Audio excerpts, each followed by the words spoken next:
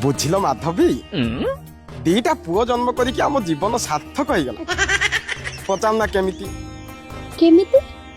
ଆରେ ଆମେ ମଲା ପରେ ବି ଠିକ ସମୟରେ ମଜା ଧୁଆ କରିବା, ଠିକ ସମୟରେ କଲର ମାରିବା ଏବଂ ପ୍ରତ୍ୟେକ ଦିନ ସନ୍ଧ୍ୟାରେ 4 ଖଣ୍ଡ ଧୂପ କାଟି ଭାଗ୍ୟରେ ଥିଲେ ମିଳେ।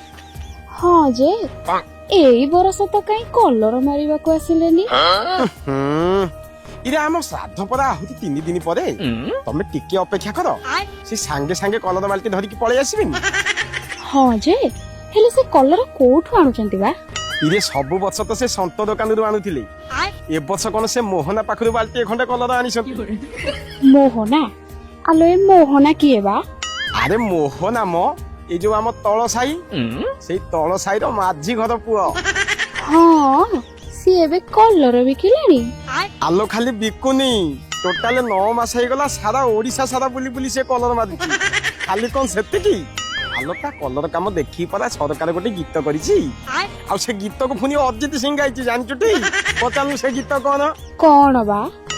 रंग दे तुम है गेरुआ गेरे गेरे गे रंग दे तुम है